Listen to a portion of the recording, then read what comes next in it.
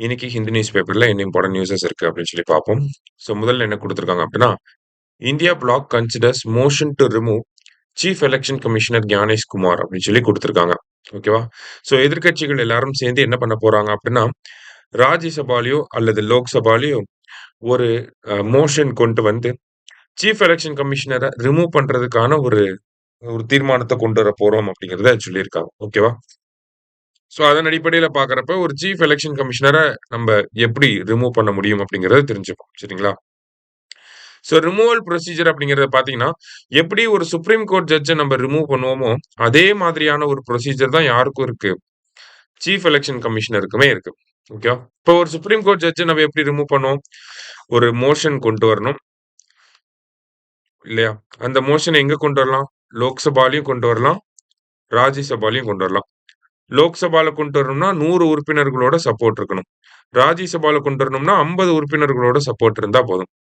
So கொண்டு வந்ததுக்கு அப்புறமா நேரா எங்க போகும்னா, பிரிசைடிங் ஆஃபீசருக்கு போகும். லோக்சபானா ஸ்பீக்கருக்கு போகும். ராஜ்யசபானா அ எக்ஸ் அஃபிஷியோ சேர்மேன்க்கு வந்து போகும்.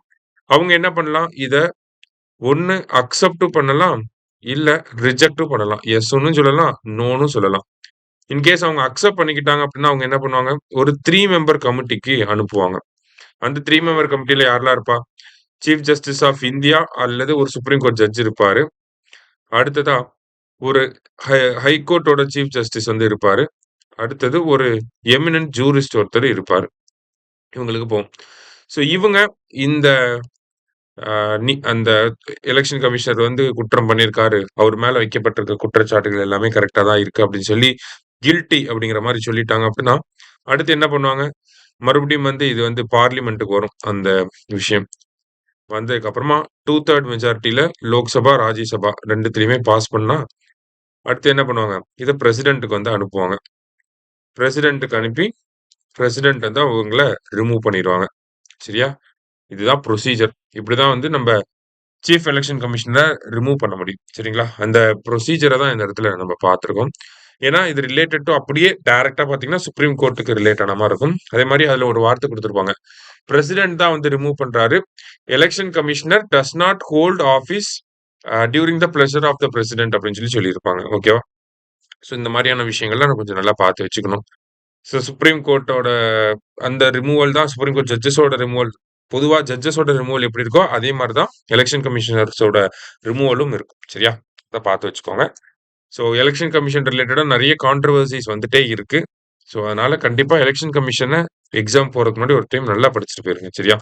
டாப் டூ பாட்டம் எல்லாத்தையும் நல்லா படிச்சிடணும். அடுத்ததா வந்து பார்த்தீங்கன்னா,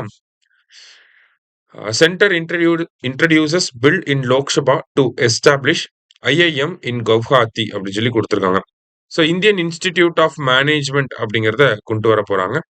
எங்க அப்படின்னு சொல்லி பார்த்தீங்கன்னா, கவுஹாத்தி அப்படிங்கிற இந்த சிட்டில வந்து கொண்டு வர போறாங்க. கவுஹாத்தி எங்க இருக்கு அப்படின்னு சொல்லி பார்த்தீங்கன்னா, அஸ்ஸாம்ல இருக்கு நமக்கு. சரியா? அடுத்ததா வந்து பார்த்தீங்கன்னா, நமக்கு அன்எம்ப்ளாய்மென்ட் ரேட் எப்படி இருக்கு அப்படின்னு சொல்லி கேட்டிருக்காங்க. சாரி குடுத்திருக்காங்க. ரீசென்ட்டா இந்த டெக்னிக்கல் எக்ஸாம் நடந்து முடிஞ்சுச்சு. டிஎன்பிஎஸ்சில.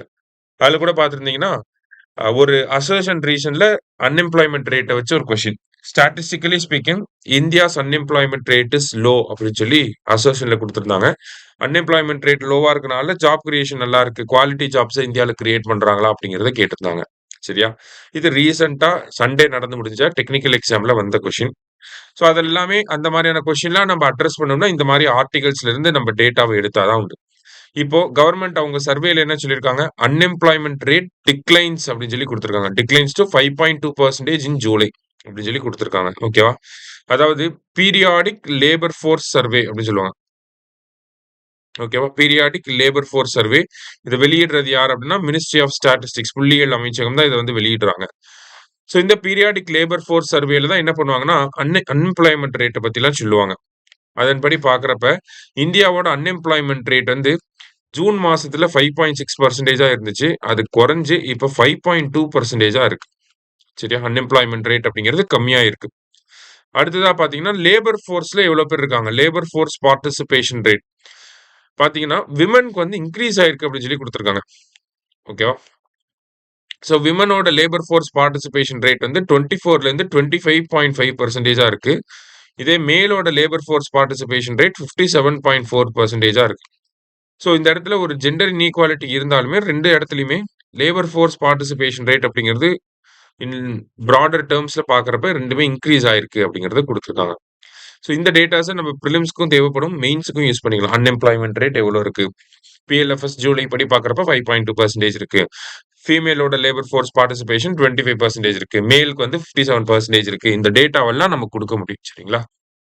ஸோ இன்னைக்கு முக்கியமான செய்திகள பார்த்திருக்கோம். நன்றி. சுரேஷ் ஐஏஎஸ் அகாடமி வெற்றியின் முகவரி.